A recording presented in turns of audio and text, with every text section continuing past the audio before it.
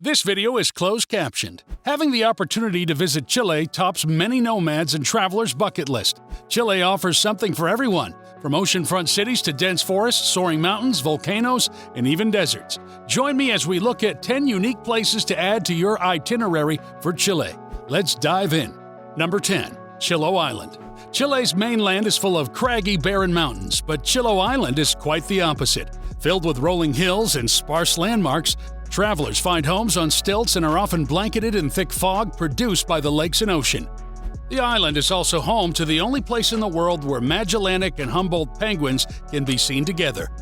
Venturing to the northeastern portion of the island, you'll find Chepú, home to an underwater forest. An earthquake caused the area to sink and was subsequently flooded by a tsunami. The water was trapped, allowing for eerie tours via kayak. Number 9. Iquique. Trading an island for giant dunes, sandboarding might be your first activity in Iquique. If boarding isn't in your skill set, you can also try fat tire biking along the dunes. It's also a great base camp for exploring the Atacama Desert. This unique desert is the driest place in the world.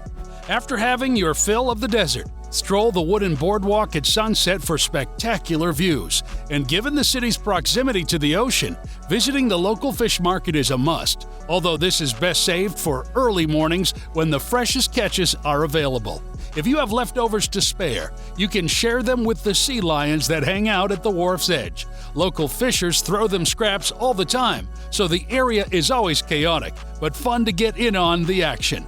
You can also check out a life-size replica of the Corbeta Esmeralda, a ship that Peruvians sank during the War of the Pacific. Nearby, the Naval Museum of Iquique expands on the region's history with the War of the Pacific and other battles waged on the Chilean seas. Number 8. Santiago. As the largest city in Chile, Santiago offers endless fun, relaxation, and adventure opportunities. Take in the sights of the city from Cerro San Cristobal, where you'll take a tram to get to the top where you can appreciate the impressive views of Santiago. Afterward, visit one of the famous vineyards such as Concha y Toro, Perez Cruz, or Oldfield. More grounded exploration will showcase the fantastic street art, especially if you wander Barrio Bellavista, a bohemian neighborhood that has coffee shops, eclectic shops, and restaurants to enjoy. For more natural vistas, visit a nearby canyon, Cajon del Maipo, where you can bathe in turquoise hot springs while gazing at the Andes. Another Andes mountain viewing spot can be found on the Inca Lagoon in Portillo, easily accessible from Santiago on a day trip. Cap off your trip with an exquisite dinner at Borago, Chile's most sought-after restaurant. A 12 multi-course menu will set you back about $150 per person, and wine pairings are offered for another fee. You'll get a genuinely artisanal experience, as the team milks the milk used in the establishment and grow much of their products a short distance away. With that said, be prepared to taste a lot of strange plate-cold combinations with flowers and fruits. Number 7. Chilean Lake District. Chile's Lake District spans two regions, La Araucanía and Los Lagos, and stretches from the Pacific Ocean to the Andes. 12 major lakes lie within the area, and dozens more dot the landscape. In contrast, 6 volcanoes jut out from the horizon in addition to the Andes Mountains that make up one perimeter of the area. Most activities in this area are focused on outdoor enjoyment. Multiple national parks fall in the area, and the Huerquehue National Park even has a wildlife reserve. For something truly unique, head to Conaripe Beach to enjoy black sand, finishing with a trip to the local hot springs. When you're ready for a bit more civilization, spend time in the city of Rivers, Valdivia, where you can find German-inspired cuisine and architecture. Number 6. Cape Horn. The Cape Horn dates back to the early 17th century. The Dutch East India Company searched for an alternate route and found what was believed to be the southernmost tip of the land. Named Cape Horn after a city in the Netherlands, this passage became a major shipping route. Although Antarctica is less than 1,000 kilometers away from the Cape Horn, wildly unpredictable and turbulent weather kept the landmass undiscovered for another 200 years. Even today's cruise ships often schedule 2 landing dates at the Cape Horn to increase the chance of a successful landing for passengers. Access isn't easy, but experiencing a place that most will never step foot on is well worth the effect. If you can make landfall, you can explore the area and see the famous lighthouse, the home of the island's guardian, and a memorial statue for lost mariners designed to stand up against 200-mile-per-hour winds. Number 5. Chilean Fjords. Chile's fjords reach the country's southernmost tip, making it a remote and must-see area of Chile. Cruises are the only way to reach the creaking glaciers and native marine life. Penguins are relatively easy to view from cruise ships, as a colony of Magellanic penguins has over 4,000 members, and you might hear the elephant seals before you see these enormous creatures that are often flopped on their sides on a beach to digest and pass the time. Fan-favorite orcas can be seen in December, and migrating humpback whales may greet you with a beach between December and May.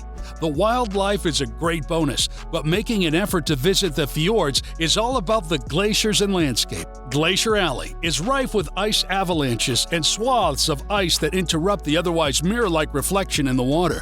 Number 4. Los Pingüinos Natural Monument. If the penguin sightings along the Chilean fjords don't satisfy your craving for wildlife, look no further than Los Pingüinos Natural Monument. 2 islands, Magdalena and Marta, in the middle of the Straits of Magellan, make up the majority of this monument.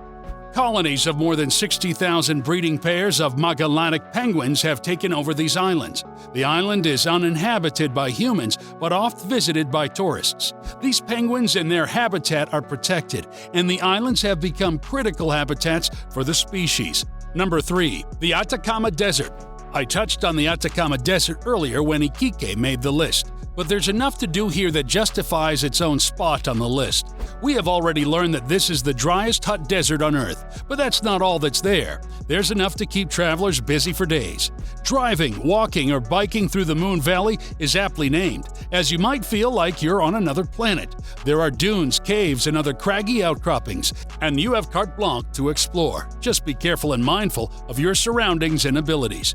With such a vast open area, it should be no surprise that stargazing here is second to none. You can go on your own or sign up for a stargazing tour to help you figure out what you're looking for. There are even several observatories in the area open to the public. If you want to see something truly unique, head a few hours north of San Pedro de Atacama, where geysers rocket water and steam into the air. Number 2. Easter Island. Easter Island and its famous Stoic statues are factors in piquing interest in Chilean tourism. Located in the Pacific Ocean, a 6-hour flight will gain you access to the island. The island itself is volcanic, and the statues are carved from volcanic materials. A famous underwater statue exists, but it is not one of the original statues, nor is it made from the same material, but it makes for a fun sight to see regardless. The Rapa Nui, who first inhabited the island, carved and erected the statues, still live on the island. Population estimates place the group at around 7,000 individuals. Number 1. Torres del Paine. Torres del Paine is easily Chile's most famous national park. The single most popular feature in this park is the 3 granite monoliths of Las Torres. It's not the most accessible place to get to, but lodging once in the area is varied. Choose from campgrounds, hostels, and luxury hotels. Once in the park, consider it your outdoor playground. A catamaran trip will grant you access to Glacier Gray, a massive glacier fed by the southern Patagonian ice field. Hiking, mountain biking, and even horseback riding are available. So whatever your favorite exploration method is, this park has you covered. Which stop on my list sounds more exciting to you? What South American country holds the most appeal for you to visit someday? Let me know down in the comments. If you found it informative or inspirational, make sure to like this video and subscribe to this channel to never miss a travel video. Until next time.